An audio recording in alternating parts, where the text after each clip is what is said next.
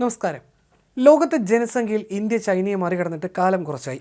UN population fund എന്ന agency പുറത്തുവിട്ട കണക്ക് പ്രകാരം ഇന്ത്യ ജനസംഖ്യയുടെ കാര്യത്തിൽ ചൈനയെ മറികടന്നിരിക്കുന്നു. ചൈനയായിരുന്നു ഇതുവരെ ജനസംഖ്യയിൽ 1-ാം സ്ഥാനത്തുണ്ടായിരുന്നത്.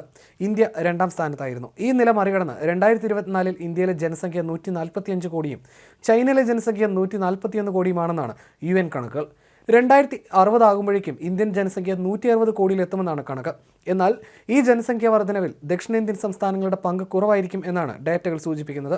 രാജ്യത്തിന്റെ ജനസംഖ്യ മുന്നോട്ട് കുതിക്കുമ്പോഴും ഈ ദക്ഷിണേന്ത്യൻ സംസ്ഥാനങ്ങൾ ആശങ്കയിലാണ്. കാരണം ഇവിടങ്ങളിൽ മറ്റ് ജനനനിരക്ക് ഉത്തരേന്ത്യൻ സംസ്ഥാനങ്ങളുമായി തട്ടിച്ചു നോക്കുമ്പോൾ വളരെ കുറവാണ്.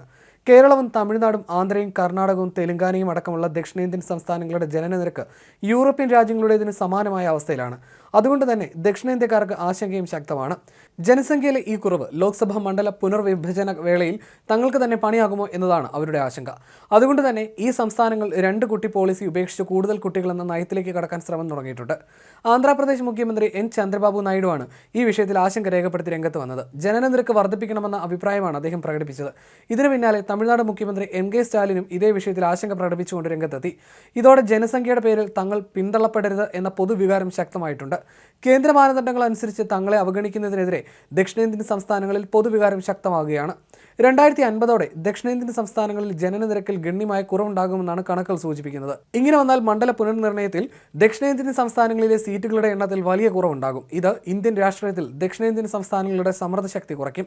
ജനനനിരക്ക് വർദ്ധിപ്പിക്കണമെന്ന ആഹ്വാനവുമായി 2 മുഖ്യമന്ത്രിമാർ രംഗത്തെത്തിയതിന്റെ കാരണം ഇതാണ്. ജനസംഖ്യ വർദ്ധിപ്പിക്കണമെന്ന് പറഞ്ഞില്ലെങ്കിലും ലോക്സഭ മണ്ഡല പുനർവിഭജനത്തിൽ ജനസംഖ്യയുടെ പേരിൽ തഴയപ്പെടരുത് എന്നാണ് കേരള മുഖ്യമന്ത്രി പിണറായി വിജയനും ആവശ്യപ്പെടുന്നത്. രാജ്യത്തെ ജനനനിരക്ക് 1950 ശരാശരി 5.7 ആയിരുന്നെങ്കിൽ ഇപ്പോഴത് 2ലേക്ക് എത്തിയിട്ടുണ്ട്. 29 സംസ്ഥാനങ്ങളിൽ 17 സംസ്ഥാനങ്ങളിൽ ഒരു സ്ത്രീക്ക് 2 കുട്ടികൾ എന്നതാണ് ശരാശരി ജനനനിരക്ക്. എന്നാൽ ഇത് കേരളത്തിലേക്കും മറ്റ് ദക്ഷിണേന്ത്യൻ സംസ്ഥാനങ്ങളിലേക്കും വന്നാൽ കുറയുന്നു. 5 ദക്ഷിണേന്ത്യൻ സംസ്ഥാനങ്ങൾക്ക് 1.6% ജനനനിരക്ക്. കർണാടകയിൽ 1.6ഉം തമിഴ്നാട്ടിൽ അത് 1.4ഉമാണ്. ഇത് യൂറോപ്യൻ രാജ്യങ്ങളെക്കാൾ പിന്നിലാണെന്നാണ് BBC റിപ്പോർട്ട് ചെയ്യുന്നത്. ജനനനിരക്ക് കുറയുന്നതിനാൽ ഒരു രാജ്യമെന്ന നിലയ്ക്ക് ഇന്ത്യക്ക് പ്രായമാവുകയാണ്. 2050ഓടെ 5-ൽ ഒരാൾക്ക് 60 വയസ്സിന് മുകളിൽ പ്രായമുണ്ടാകുമെന്ന് പ്രതീക്ഷിക്കുന്നു. യുണൈറ്റഡ് നേഷൻസ് പോപ്പുലേഷൻ ഫണ്ടും ഇന്റർനാഷണൽ ഇൻസ്റ്റിറ്റ്യൂട്ട് ഫോർ പോപ്പുലേഷൻ സയൻസസും തയ്യാറാക്കിയ ഇന്ത്യ ഏജിംഗ് റിപ്പോർട്ട് 2023 അനുസരിച്ച് ആന്ധ്ര, കർണാടക, കേരളം, തമിഴ്നാട്, തെലങ്കാന എന്നിവിടങ്ങളിലെ പ്രായമായ ജനസംഖ്യ ഉത്തരേന്ത്യൻ സംസ്ഥാനങ്ങളെ അപേക്ഷിച്ച് വളരെ കൂടുതലാണ്.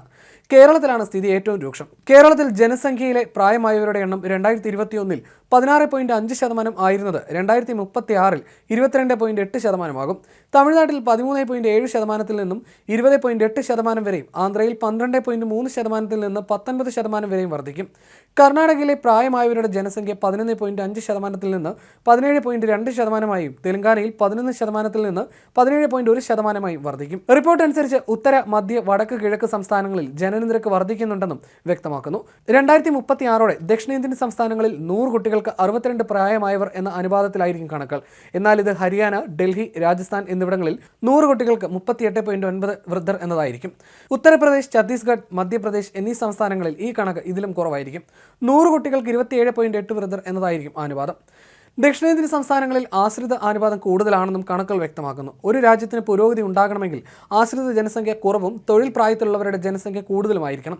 ആശ്രിത അനുപാതം 15-ൽ താഴെയാണെങ്കിൽ മാത്രം ആ രാജ്യത്ത് കൃത്യമായ പുരോഗതി ഉണ്ടാകൂ. 2021-ലെ കണക്കിൽ പ്രകാരം ആന്ധ്രാപ്രദേശിൽ മാത്രം ആശ്രിത അനുപാതം 18 ആണ്. ജനനനിരക്ക് കുറയുന്നത് ദക്ഷിണേന്ത്യൻ സംസ്ഥാനങ്ങളിലെ ലോക്സഭ, നിയമസഭാ സീറ്റുകളുടെ എണ്ണം കുറയുന്നതിനും കാരണമാകും. നിലവിൽ ജനസംഖ്യാനുപാതികമായാണ് നിയോജക മണ്ഡലങ്ങളുടെ അതിരുകളും എണ്ണവും തീരുമാനിക്കുന്നത്.